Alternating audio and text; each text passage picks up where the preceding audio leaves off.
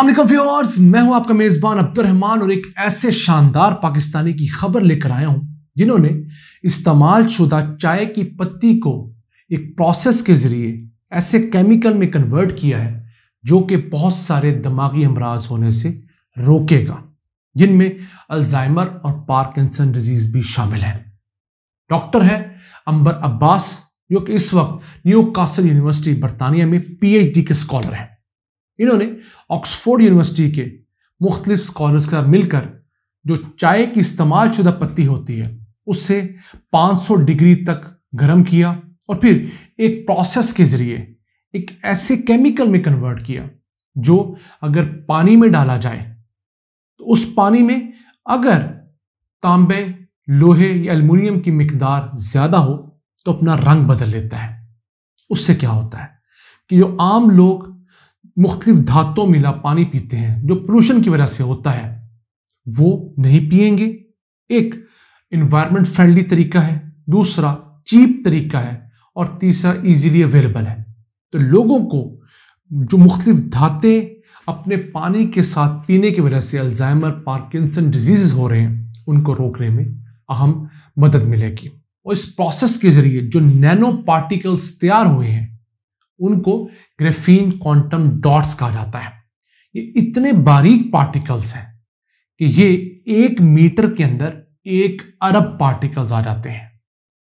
देख लीजिए कितने छोटे हैं। तो बहुत लेंथी प्रोसेस था, बहुत मेहनत की गई। अब ये पार्टिकल्स जो हैं ये पानी के अंदर शामिल किए जाएं तो अगर 17 अक़साम की धातें उस पानी में मौजूद हैं तो फौरी तौर पर रंग बदलेंगी। तो लोगों को पता लग जाएगा कि इस इलाके के अंदर पानी में ये धात ज्यादा है, वो उसे पीने से अवॉइड करेंगे और इन द फ्यूचर वो उस पानी को नहीं पिएंगे। फिर ये चूंकि फ्लोरोसेंट नैनो पार्टिकल्स हैं, लाइट एमिटिंग करते हैं, तो उसकी वजह से भी लोगों को इनको जानने में आसानी होगी। अब यहां पर आपके ज़हन में भी सवाल उठ रहा होगा कि हम ज्यादा इजादात ओवरसीज पाकिस्तानियों की क्यों सुनते हैं। उसकी बहुत बड़ी रीजन है कि यही पाकिस्तानी जब पाकिस्तान के अंदर होते हैं, इवन पीएचडी के स्टूडेंट्स हों, तो उनको ना तो फंड्स दिए जाते हैं, फिर हमारे जो असातिज़ा हैं माजरत के साथ उनकी अक्सरियत काम ही नहीं करना चाहते, सिर्फ नौकरी बराए नौकरी करती है, और फिर उनको चूंकि इंसेंटिव भी कोई नहीं है तो वो रिसर्च के ऊपर मेहनत भी नहीं करते।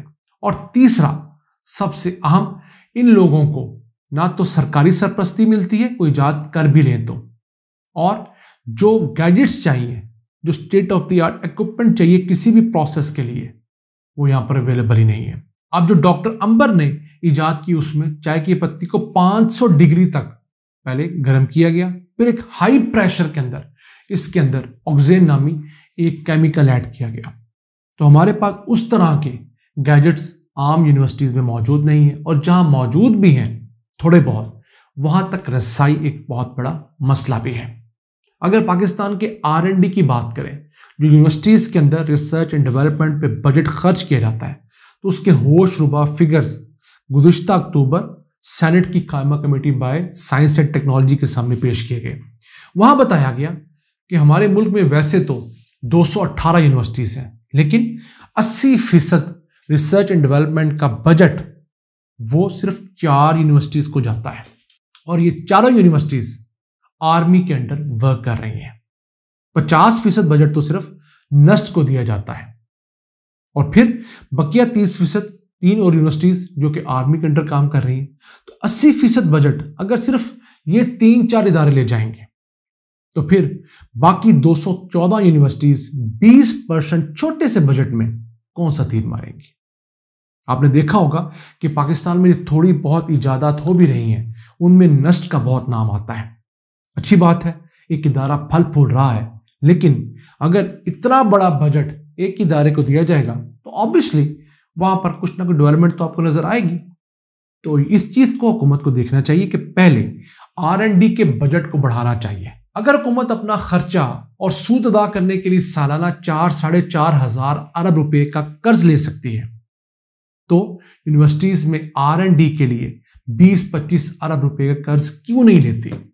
आप जितना बजट नस को दे रहे हैं उतना दीजिए, उसी हिसाब से पाकिस्तान की हर बड़ी यूनिवर्सिटी को बजट दीजिए, हाँ कर्ज लेकर दीजिए, क्योंकि जो आप अपने खर्चे पूरे करने के लिए बैंकों से कर्ज लेते हैं वो इकोनॉमी जनरेट नहीं करते, लेकिन इन यूनिवर्सिटीज को दिया जाने वाला कर्ज कई गुना मल्टीप्लाई होता है, 1000 गुना तक मल्टीप्लाई होता है।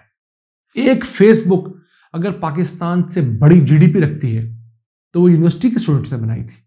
व्हाट्सएप यूनिवर्सिटी के स्टूडेंट ने शुरू किया था। तो वक्त आ गया है कि हमारी हुकूमतें थोड़ा सा कर्ज अपनी यूनिवर्सिटीज को बेहतर करने पे खर्च करें और स्पेशली R&D पे खर्च करें। फिर जो तालिब इल्म R&D में कुछ बना लेते हैं उनको पैटर्नाइज करने का भी एक प्रोसेस होना चाहिए। हमारी हुकूमतें क्या करती हैं, 10-20 लाख रुपए की एक स्कॉलरशिप देती हैं। अब कोई भी बड़ा काम 10-20 लाख रुपए में इस महंगाई के दौर में नहीं होता। आपको एक नेशनल पॉलिसी बनानी चाहिए जिसके अंदर अच्छे प्रोडक्ट्स को 1 करोड़ 2 करोड़ रुपए तक फंड्स देने होंगे, तभी जाकर पाकिस्तान में नई इजादात मुमकिन हो सकेंगी। उन इजादात की वजह से नई कंपनी सेटअप होंगी और वो फिर कंपनी जब एक्सपैंड करेंगी तो टेक्नोलॉजी लेकर आएंगी, पाकिस्तान में रोजगार के नए मौके पैदा होंगे और पाकिस्तान टेक्नोलॉजिकली एडवांस होगा। हम बहुत सारी चीजें मुल्क में इंपोर्ट करते हैं, मसलन गाड़ियों के इंजन्स, इसी तरह सस्पेंशन, इलेक्ट्रॉनिक्स का सामान, केमिकल, वो हमारी यूनिवर्सिटी के स्टूडेंट भी बना सकते हैं। आप उनको पैटर्नाइज कीजिए, आप उनको फंड्स दीजिए, फिर असातिज़ा को मजबूर कीजिए लुक्रेटिव जॉब देकर भी, अच्छा पैकेज देकर भी, और फिर HTC की तरफ से सर्विलेंस रख के भी कि किस प्रोफेसर के अंडर कौन सी इजाद हुई है, उस इजाद की सूरत में इनाम उस प्रोफेसर को भी मिले, तलबा को भी मिले और अच्छा इनाम मिले।